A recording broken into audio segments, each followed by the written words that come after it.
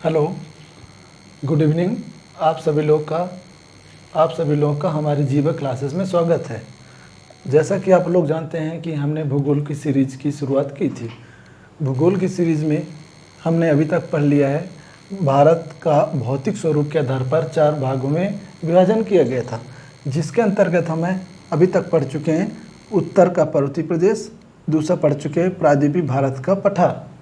आज हमारा होगा इसी क्रम पे आज हमारा होगा तीसरा भारत के मैदान। हमने बताया था भारत का भौतिक स्वरूप के आधार पर 4 प्रकार से विभाजन किया गया है। पहला था उत्तर का पर्वतीय प्रदेश, दूसरा था प्रायद्वीपीय भारत का पठार, तीसरा था भारत के मैदान और चौथा था हमारा भारतीय तट एवं द्वीप समूह। आज हमारा तीसरा टॉपिक होगा इसमें भारत के मैदान। तो इसको हम रफ कर रहे हैं। आज हम पढ़ेंगे भारत के मैदान, जैसा कि ये हेडिंग में पढ़ा हुआ है।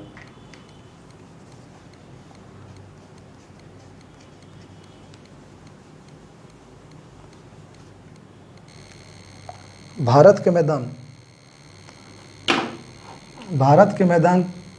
मैदान को अपने अध्ययन की सुविधा की दृष्टि से भारत के मैदान को 2 भागों में विभाजित करते हैं। एक है उत्तर भारत का मैदान, दूसरा हम पढ़ते हैं दक्षिण भारत का मैदान। तो भारत के मैदान को हम 2 भागों में डिवाइड करके पढ़ते हैं। पहला उत्तर भारत का मैदान,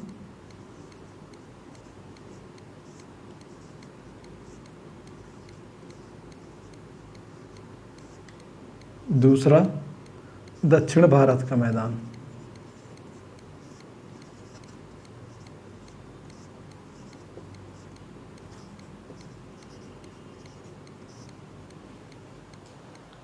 आज हम अपनी इस क्लास में भारत के मैदान के बारे में हम सामान्य चर्चा करेंगे।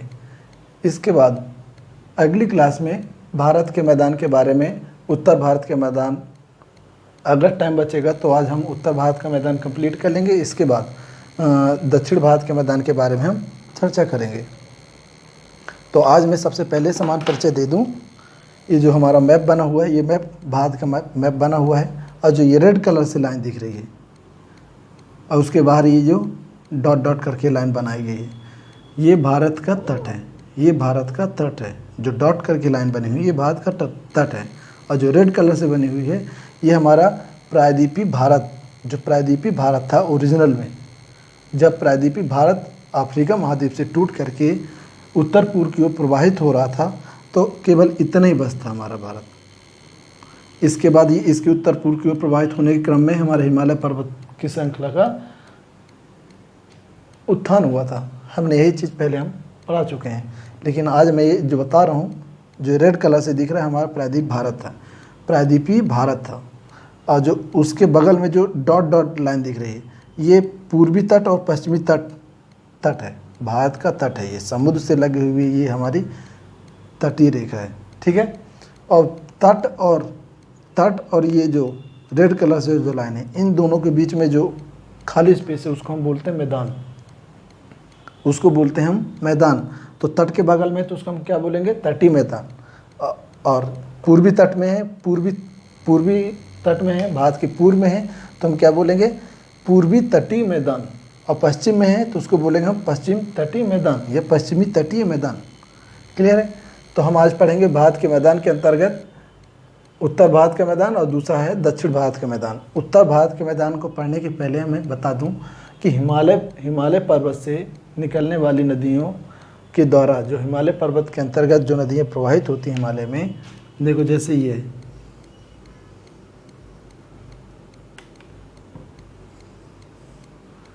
हमने हिमालय पर्वत की 3 श्रृंखला बनाई। ये है बृहद हिमालय, ये है मध्य हिमालय और ये है शिवालिक हिमालय। ठीक है। तो हिमालय पर्वत से निकलने वाली नदियाँ जब ऊंचाई से नदियाँ प्रवाहित होती हैं, तो ऊंचाई से ढलान में प्रवाहित होती है, तो अपने साथ बहुत तीव्र, जब ऊंचाई से नदियाँ प्रवाहित होती हैं, जब नदियाँ ऊंचाई से प्रवाहित होती हैं तो तीव्र गति से उन नदियों का जल तीव्र गति से प्रवाहित होता है। नदियों का जल तीव्र गति से प्रवाहित होता है। अगर जब नदियाँ समुद्र तल या समुद्र तल के थोड़ा ऊपर में जब प्रवाहित होती हैं तो उन नदियों का जल का जो वेग होता है वो बहुत धीमा हो जाता है, वो बहुत धीमा हो जाता है।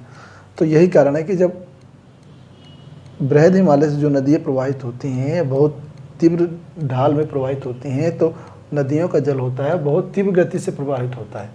तो नदियों का काम क्या है, नदियाँ अपने साथ जिस जगह में बहती हैं तो उस जगह को काट काट करके वो अपने पानी के साथ में प्रवाहित करने लगती हैं, प्रवाहित करती हैं, फ्लो के द्वारा बढ़ा के आगे ले जाती हैं।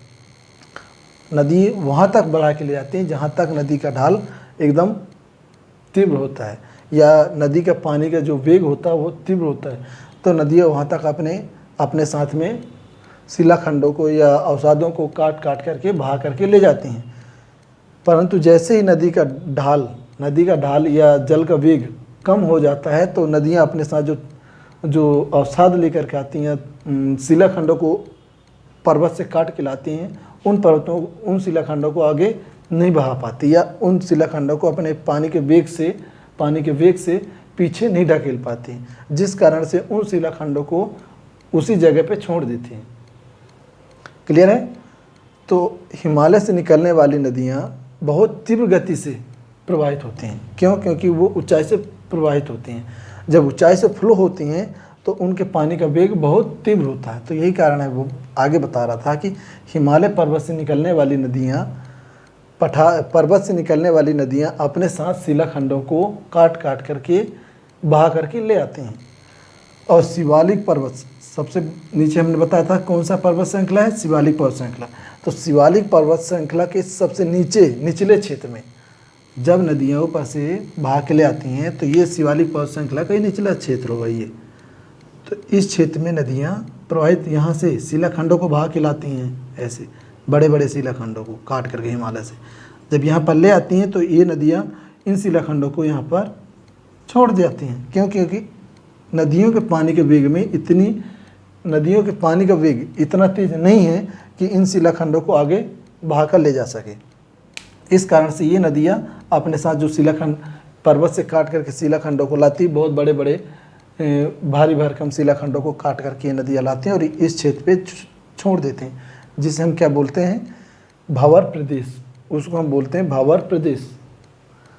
और जब वो नदियाँ उस भावर प्रदेश से बाहर जब नदियाँ इन शिलाखंडों को यहाँ पर ला करके छोड़ देती हैं तो यहाँ पर जो नदी का जल ऊपर नहीं रहता, उन शिलाखंडों के नीचे हो जाता है, जिस कारण से यहाँ पर नदियाँ विलुप्त हो जाती है। जब नदियाँ देखो जैसे ये बड़े बड़े शिलाखंड है, जब नदियाँ ऊंचाई से बड़े बड़े शिलाखंडों को काट कर लाती हैं, इस क्षेत्र पे पहुँचती हैं तो इन शिलाखंडों को वहाँ पर छोड़ देती हैं। जब इन शिलाखंडों को यहाँ पर छोड़ देती हैं तो फिर ये यहाँ पर पानी का जो जल होता है यहाँ पर ना होकर के इनके अंदर प्रवाहित होता है। ठीक है? और पानी के जल का प्रवाह इतना धीमा हो जाता है जिस कारण से अपने शिलाखंडों को आगे प्रवाहित नहीं कर पाती हैं। जब ये नहीं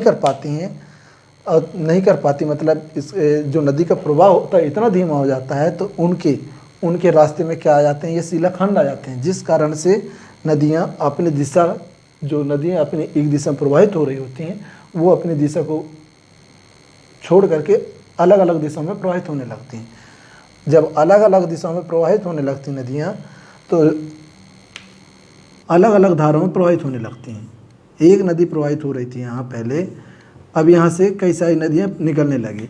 जब कई सारी नदियाँ निकलने लगती तो ये जो क्षेत्र पहले ये वाला क्षेत्र था, ये वाला क्षेत्र क्या था, भावर प्रदेश था, जिसको हम बोलते भावर प्रदेश।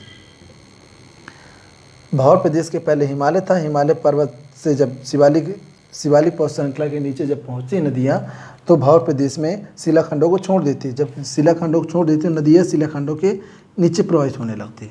जब नदियों का जल शिलाखंड के नीचे ही तक रहता है, ऊपर नहीं आ पाता। जब शिलाखंड से बाहर नदियाँ निकलती हैं तो अपनी दिशा को भूल करके या अपनी जो नदी की दिशा थी उस दिशा को छोड़ करके अलग अलग दिशाओं में प्रवाहित होने लगती। क्यों? क्योंकि उनके नदी के जल के जो बहाव की दिशा है उस दिशा में शिलाखंड आ जाते हैं। उन शिलाखंडों के कारण नदी अपना दिशा छोड़ करके अलग अलग दिशाओं में प्रवाहित होने लगती है। जब अलग अलग दिशाओं में प्रवाहित होने लगती है तो ये क्षेत्र, ये चारों तरफ ये नदियाँ फैल जाती है, तो इस क्षेत्र को हम क्या बोलते हैं, ये दलदली क्षेत्र। ये दलदली क्षेत्र हो जाता है क्योंकि यहाँ पर चारों तरफ पानी हो जाता है। पहले नदी का पानी केवल एक नदी में प्रवाहित होता, लेकिन अब वो नदी का पानी कई धाराओं में प्रवाहित होने लगा, जिस कारण से इस क्षेत्र में क्या हो गया, पानी की कमी नहीं हुई। इस क्षेत्र में पानी की कमी नहीं हुई, बल्कि ये बहुत दलदली क्षेत्र बन गया। और इस दलदली क्षेत्र में ही बहुत सारे विषैले जीव जंतु यहाँ पाए जाते हैं, मगरमच्छ, सर्प वगैरह इसी क्षेत्र में पाए जाते हैं। और ये क्षेत्र जो होता है धान की खेती के लिए उपजाऊ होता है।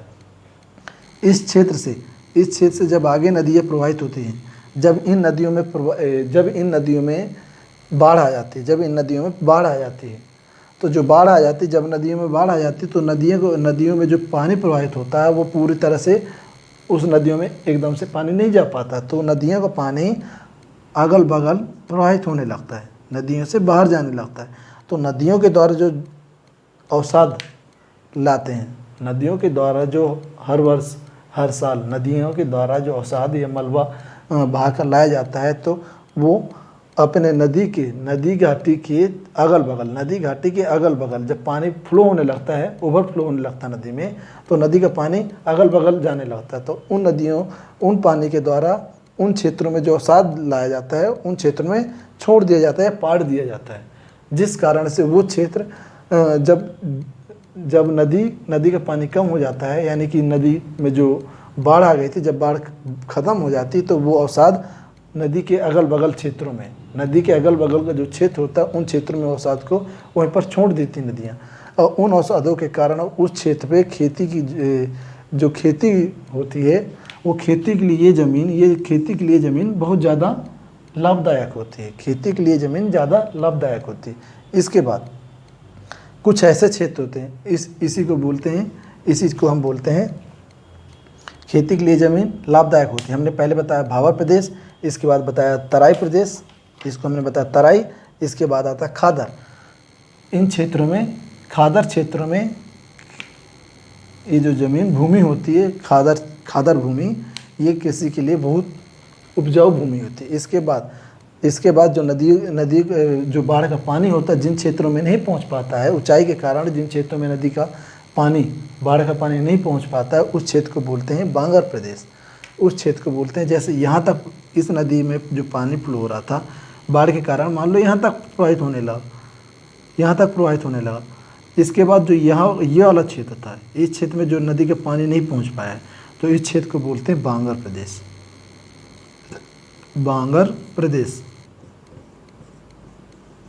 इस क्षेत्र को बोलते हैं बांगर प्रदेश।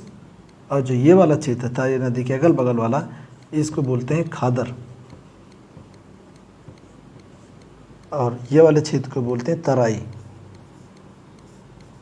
तराई प्रदेश। और ये वाला जो क्षेत्र जहाँ बड़े बड़े ये बने हुए, इसको बोलते हैं भावर प्रदेश।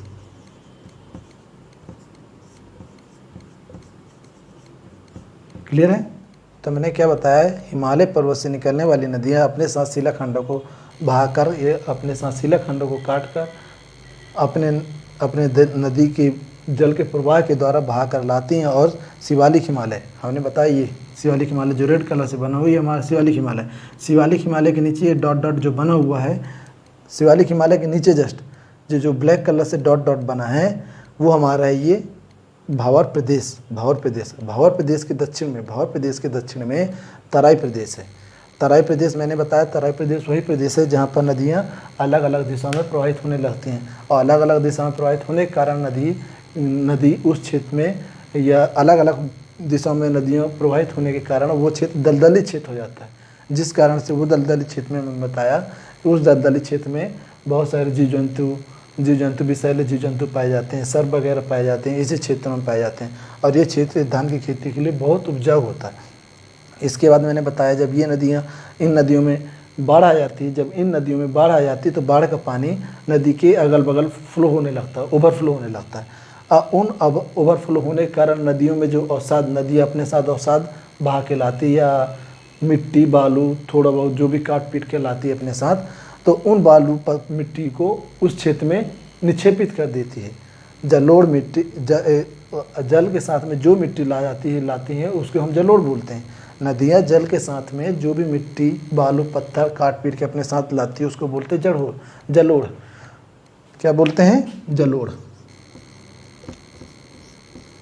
तो उस जलोढ़ को जिस जगह पर छोड़ देती हैं उनको क्या बोलते हैं? अवसाद। उन्हीं को बोलते हैं अवसाद या मलबा। अवसाद या मलबा।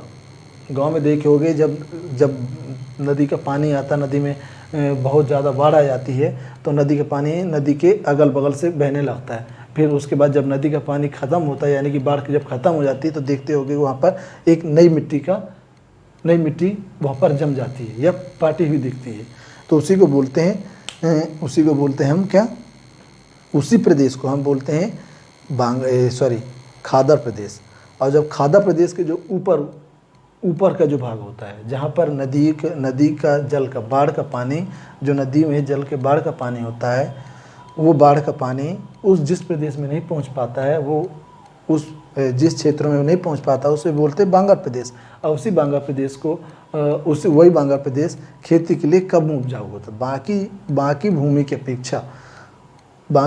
अपेक्षा वो जो क्षेत्र कहलाता है खेती के लिए, वो कम उपजाऊ होता है। ये तो था हमारा उत्तर भारत के मैदान के अंतर्गत। उत्तर भारत के मैदान के अंतर्गत आज हम पढ़ लेते हैं। अब इसके बाद हम पढ़ेंगे दक्षिण भारत का मैदान। दक्षिण भारत आज हम पढ़ लेते हैं उत्तर भारत के मैदान। इसके बाद हम कल पढ़ाएंगे दक्षिण भारत के मैदान। तो उत्तर भारत के मैदान में हम जैसे बोलेंगे वैसे आप नोट्स बनाते जाएंगे, ठीक है। अगर ऐसा आपको लगता है कि हम तेज़ बोल रहे हैं या फास्ट बोल रहे हैं, तो आप उसको एक बार दो बार उसको रिपीट करके उस वीडियो को देखिए और आप नोट्स बना सकते हैं। इसको रख कर दे रहा हूँ मैं।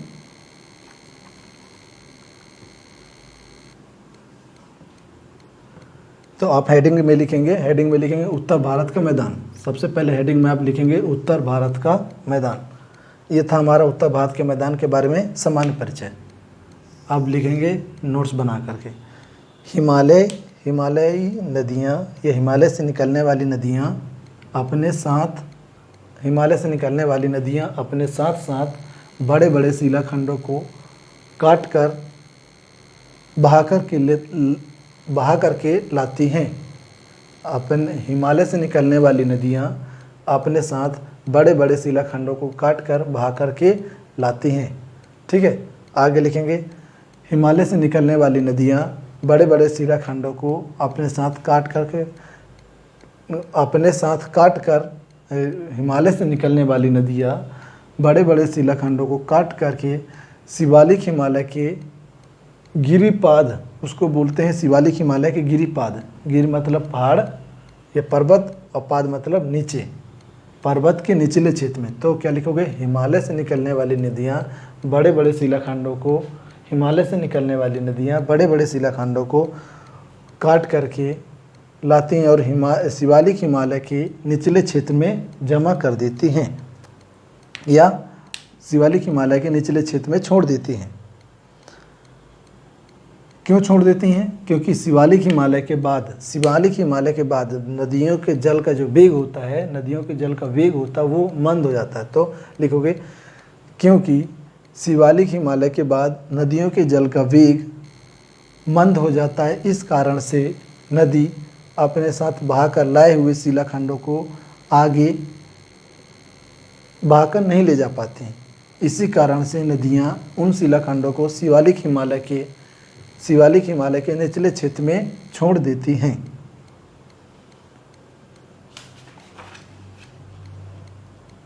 ठीक है। अब लिखोगे आगे, उच्चावच की दृष्टि से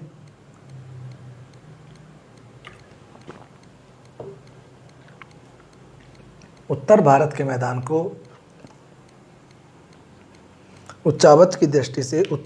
मैदान को चार भागों में विभाजित किया गया है। पहला लिखोगे भावर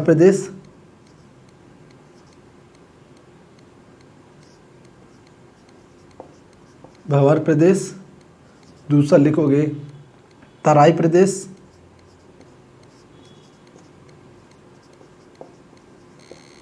तीसरा लिखोगे खादर प्रदेश, और चौथा लिखोगे बांगर प्रदेश।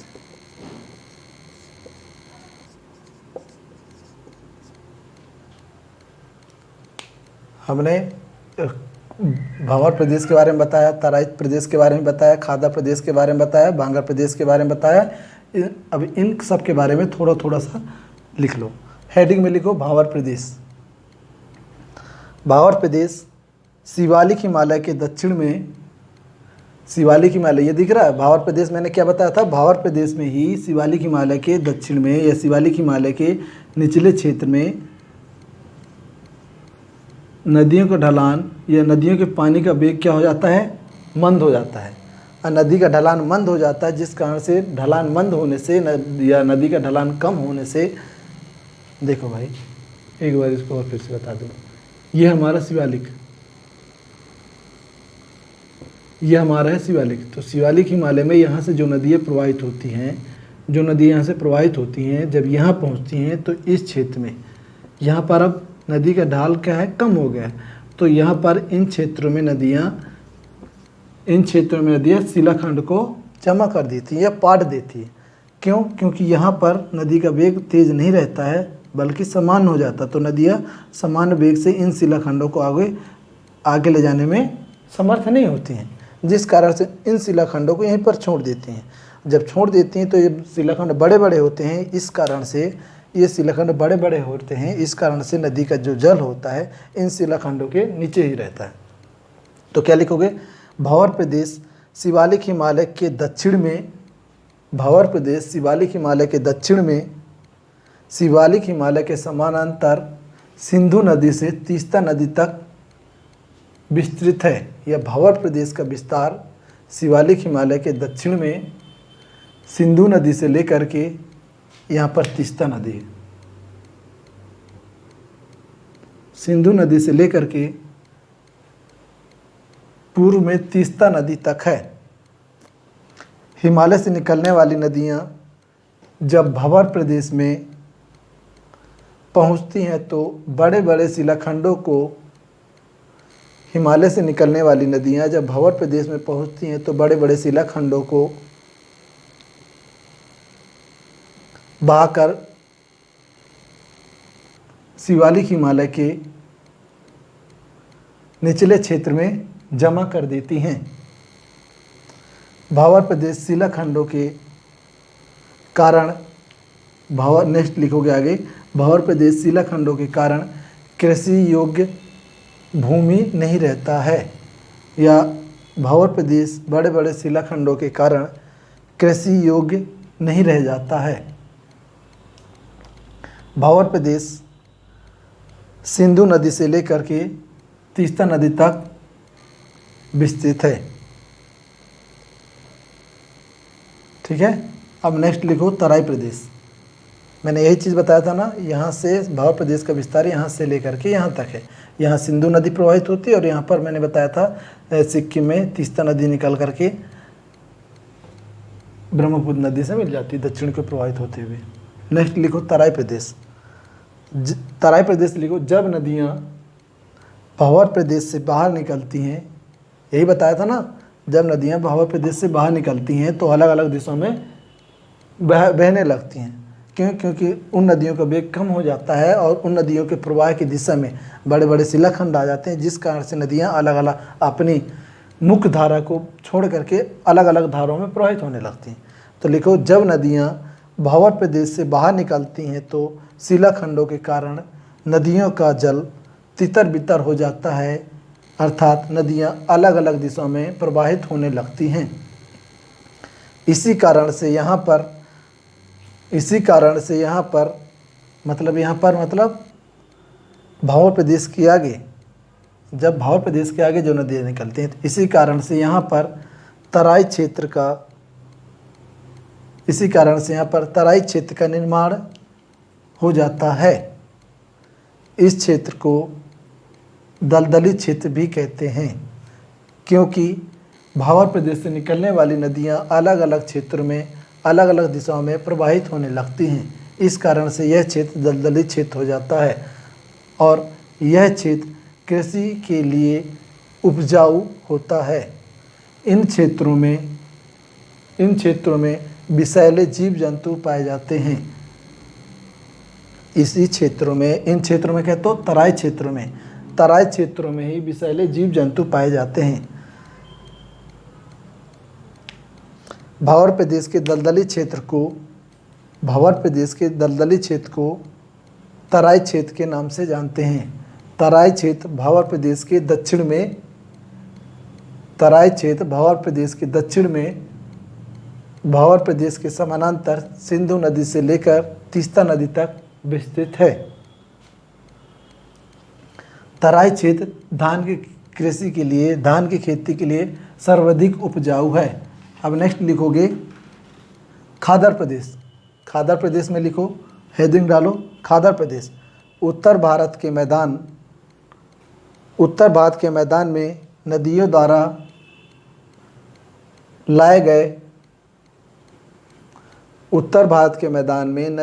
लाए गए खादर प्रदेश कौन सा है? हमने बताया ना, यहाँ से भावर प्रदेश हमने नहीं बताया था, जो डॉट डॉट बना हुआ है। अब भावर प्रदेश के नीचे तराई प्रदेश जो ब्लू कलर से ये भावर प्रदेश के समानांतर बना हुआ है। उसके बाद खादर प्रदेश, हमने खादर प्रदेश क्या बताया था?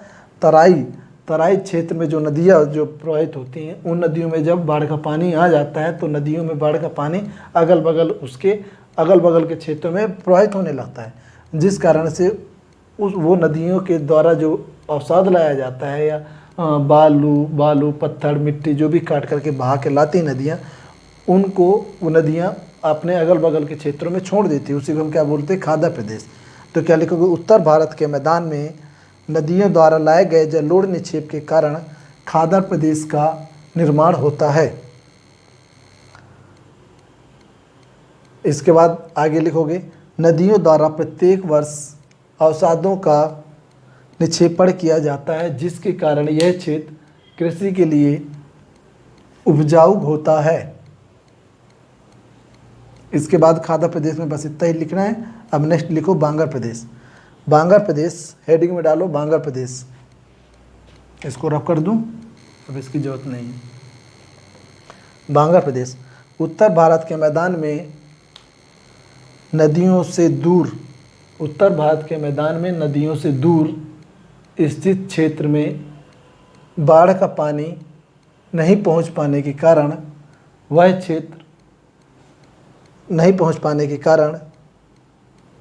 वह क्षेत्र कृषि के लिए कम उपजाऊ होता है।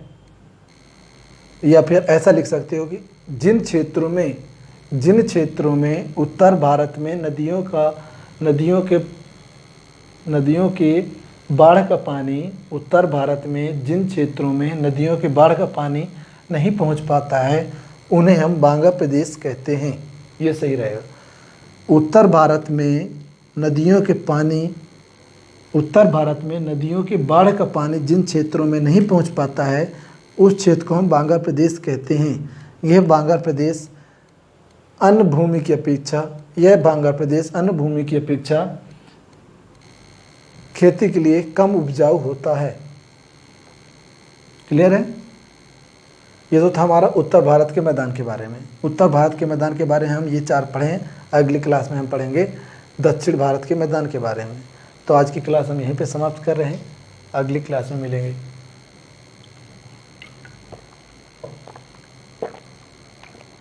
धन्यवाद। हम अगली क्लास में मिलेंगे।